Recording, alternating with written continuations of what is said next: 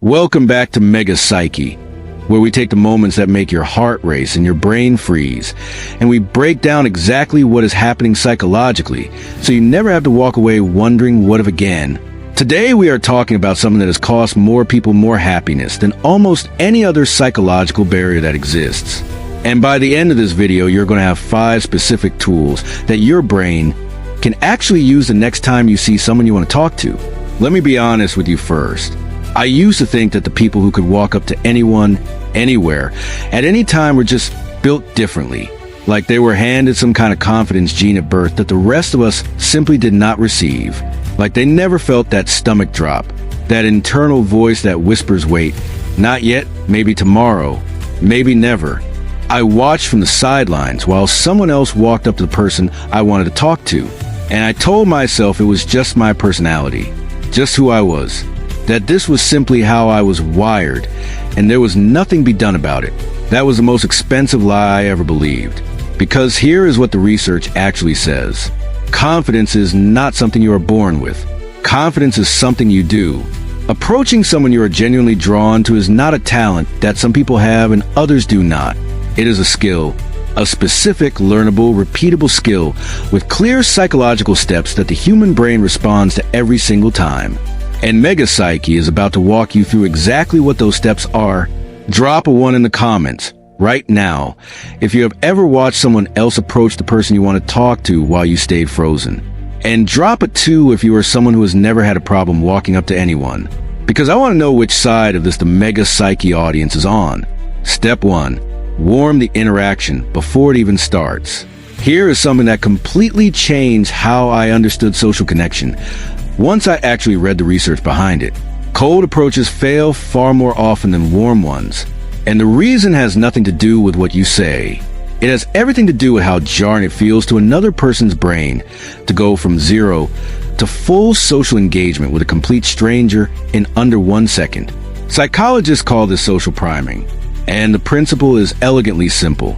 A small low-stakes interaction before the main one changes the entire emotional climate of everything that follows.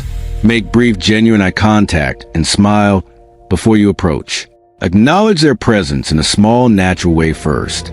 Let their brain register you as a safe and familiar presence before you say a single word that actually matters. Because by the time you walk over, you are no longer a stranger interrupting their moment. You are already someone they have noticed, someone their brain has already quietly categorized as safe. And that one tiny shift transforms the entire first 30 seconds from an interruption into a continuation. Step 2. Name your nervousness out loud. I know, this one sounds completely backwards. And I spent years doing the exact opposite of this because I thought the goal was to appear completely unbothered. Act cool. Look effortless. Give absolutely nothing away. And it made everything worse, because the mental energy required to hide my anxiety was consuming all the bandwidth I needed to actually be present and genuine in the conversation itself. There is a psychological principle called anxiety reappraisal, and research from Harvard shows that naming what you're actually feeling, saying it out loud in a natural and honest way, reduces its physiological grip almost immediately. Something as simple as saying, I will be honest, I almost talked myself out of coming over here, does something genuinely remarkable in the brain of the person you are speaking to. It immediately disarms the entire situation. It makes you instantly and completely human.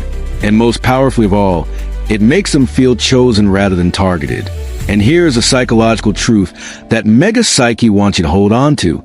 People who make other people feel chosen become immediately and almost irrationally attractive. Every single time, without exception. Make sure you are subscribed to Mega Psyche right now, because we go this deep into psychology of love, connection, and human behavior every single week, and you do not want to miss what is coming. Step 3. Lead with curiosity, not impression. This one changed everything for me personally, and I genuinely cringe thinking about the years I spent approaching people while trying to be impressive. Because the energy of trying to impress someone is something they feel before you have even finished your first sentence. It is slightly performative, slightly tense. It puts a quiet pressure on the interaction that suffocates it before it ever has a chance to breathe. The complete opposite of that energy is curiosity. Genuine, unhurried, completely authentic curiosity about who this person actually is. Psychologists have found consistently that people who ask questions from a place of real interest, not to seem engaged, not to fill silence, but because they genuinely want to know, are rated as significantly more attractive and more intelligent than people who lead with statements about themselves. The shift from "let me show you who I am" to "I actually want to know who you are" changes the entire texture of every first conversation. Because people do not fall for impressive. People fall for interested. That distinction is one of the most powerful things in the psychology of attraction, and almost nobody talks about it. Step 4. Use their name once. Simple, massively underused, and almost unfairly effective. Studies in social psychology consistently show that hearing your own name activates a deeply personal response in the brain that signals recognition, safety, and genuine connection all at once. Your own name is one of the most powerful sounds in any language the person belongs to.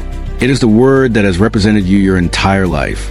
So once you learn someone's name, use it once. Naturally, not repeatedly, because that crosses into uncomfortable territory almost immediately. Just once, woven organically into something real you are saying. Something like, "That is actually a really interesting point," and then their name. That single moment creates a level of personal connection that most people never manage to manufacture across an entire first conversation. One word, one moment, an enormous psychological impact. The final truth, and this is the one I needed someone to tell me years ago. The approach is not the scary part. The regret is the scary part. The version of you that walks away without saying anything and then replays that moment quietly for days afterward, wondering what might have happened. Imagine a conversation you did not have. That is the version that actually hurts. That is the pain that lingers. The conversation itself lasts a few minutes. It is just two people talking. The worst realistic outcome is a polite exchange that goes nowhere. And you survive that. You walk away just fine. But the best outcome changes everything. Choosing to say something instead of walking away has led to some of the most meaningful and most important connections that people describe in their lives. And every single one of those connections started with one step, one sentence, one moment of deciding that the person in front of you was worth 30 seconds of discomfort to reach. 30 seconds of courage against a lifetime of wondering. That math is not even close.